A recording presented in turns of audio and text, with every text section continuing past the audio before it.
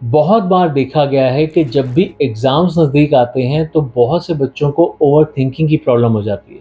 अगर वो किसी संबंध में आ जाते हैं, यानी कि अगर प्रेमी-प्रेमिका के संबंध में आ जाते हैं, तब भी ओवरथिंकिंग की आदत से ग्रस्त हो जाते हैं। यानी कि वो क्या कर रहा होगा, किसके साथ होगा, क्या कर रही होगी, किसके साथ होगी, मेरे बारे में क्या सोच रही होगी, वो मेरे बारे में सोच रही होगी या नहीं सोच रही होगी, हँस रही होगी, किसके साथ बात कर रही होगी, घर में क्या कर रही होगी, घर में क्या कर रहा होगा, कॉलेज गया है तो कॉलेज में क्या कर रहा होगा, कॉलेज गई है तो कॉलेज में क्या कर रही होगी एंड सो ऑन।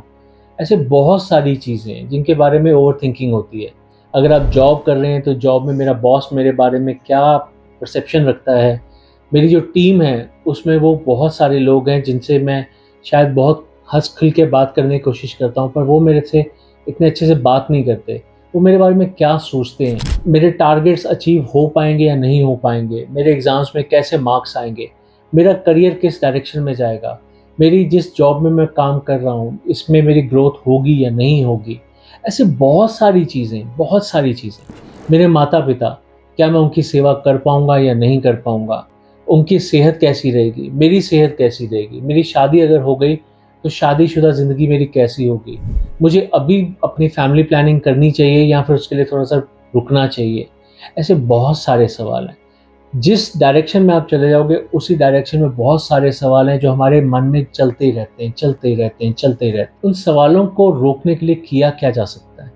देखिए, एक बात को समझने की कोशिश कीजिए। मान लीजिए कि अगर आप एक बस स्टैंड पे खड़े हैं और आपको एक बस पकड़नी है। फॉर एग्ज़ाम्पल आपको बस पकड़नी है जिसका नंबर है 5 और अगर वहाँ से सामने एक रोड से एक रिक्शा आ रही है, आपको वो रिक्शा नहीं पकड़नी, तो रिक्शा आएगी और चली जाएगी। कई सारी गाड़ियाँ आ रही हैं, आपको वो गाड़ी में नहीं बैठना, वो आएँगी और चली जाएँगी। आपको कई सारी मैटाडोर दिख रही हैं, एम्बुलेंस दिख रही हैं, बहुत कुछ दिख रहा है। वो सब आएँगे और चले जाएँगे, पर जब 5 नंबर की बस आएगी, तब वो रुकेगी, तब आप उस 5 नंबर की बस पे चढ़ेंगे और फिर जाएँगे। उसी तरह से विचार भी आपके मन में चलते ही रहते हैं, चलते ही रहते हैं, चलते ही रहते हैं। अगर वो विचार रुक जाएँगे, तो आपकी साँसें भी तो रुक जाएँगी। कहीं न कहीं जैसे-जैसे हमारी साँसें चलती रहेंगी, वैसे-वैसे विचार चलते रहेंगे, या अच्छे या बुरे। अगर बुरे विचार हैं, तो भगवान का नाम लीजिए।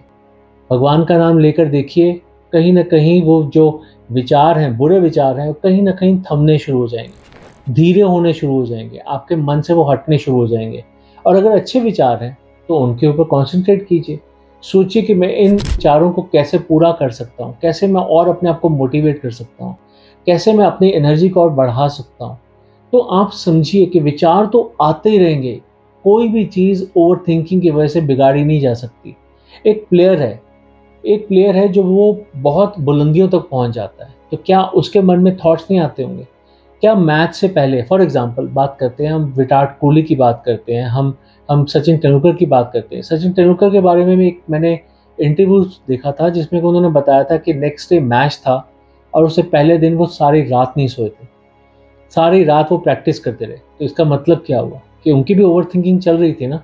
कहीं न कहीं वो थॉट प्रोसेस ऑन था कि कल मुझे क्या परफ़ॉर्म करना है, मुझे कैसे परफ़ॉर्म करना है, कैसे शॉट पे मुझे कैसे खेलना है, मुझे किस प्लेयर को टारगेट करना है, शेन वॉर्न को टारगेट करना है या नहीं टारगेट करना, जयसूर्या को टारगेट करना है या नहीं करना, वर्ल्ड कप में मेरी परफ़ॉर्मेंस कैसी रहनी चाहिए, वर्ल्ड कप में मैं ऐसा क्या करूँ जिसकी वजह से मेरी टीम जो है वो जीते।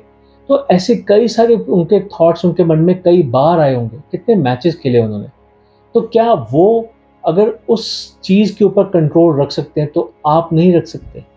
उन्हीं की तरह सोच के देखिए कि जब बुरा टाइम आता है तो इंसान भगवान की पूजा की तरफ जाता है, भगवान को याद करता है। वैसे भी हमारी टेंडेंसी है कि जब बुरा टाइम आता है तो हम भगवान को ज़्यादा याद करते हैं। तो अगर आपके मन में भी बुरे थॉट्स आते हैं तो भगवान को याद कीजिए और अगर अच्छे थॉट्स आते हैं तो उसके ऊपर कॉन्सन्ट्रेट कीजिए कि कैसे मैं उसके ऊपर ज़्यादा काम कर सकता हूँ, मोटिवेट कर सकता हूँ, अपनी और एनर्जी लगा सकता हूँ और काम कर सकता हूँ और उस पे मैं अपने आप को एक्सेल कर सकता हूँ। ये अगर आप सही तरीका सीख गए तो फिर आते हुए थॉट्स आपको कभी परेशान नहीं करेंगे। कभी आप अपने आप को ये नहीं कहोगे कि मैं ओवरथिंकिंग से ग्रस्त हूँ। ओवरथिंकिंग कुछ नहीं होती, थिंकिंग होती है। या नेगेटिव होती है या पॉजिटिव होती है। नेगेटिव थिंकिंग में आपको क्या करना है मैं बता चुका हूँ। मेडिटेशन कर सकते हैं आप अपने आप को किसी चीज़ में इन्वॉल्व कर सकते हैं, भगवान का नाम लेके इन्वॉल्व कर सकते हैं, कैसे भी इन्वॉल्व कर सकते हैं। पर अगर सही थॉट्स आ रहे हैं तो उसके ऊपर कॉन्सेंट्रेट कीजिए, उसके ऊपर कब्जा कीजिए और कोशिश कीजिए कि ये थॉट मेरे साथ जुड़ जाए और मैं इसको और आगे लेके चलूँ। तो बस यही कहना था मेरा ओवरथिंकिंग के बारे में। अगर आपके कोई सुझाव हों या फिर आपके कोई कमेंट्स हों तो आप कमेंट बॉक्स में बता सकते हैं। अगर आप इसके बारे में काउंसलिंग करवाना चाहते हैं तो आप हमारे गिवन नंबर्स पे हमें कॉन्टैक्ट कर सकते हैं। हमारे चैनल को अगर अभी तक आपने सब्सक्राइब नहीं किया है, हमारे चैनल को सब्सक्राइब कीजिए। वीडियो पसंद आया हो तो लाइक कीजिए and thank you very much for going through this video. Stay happy, stay blessed, stay safe, have a nice day, take care, good bye.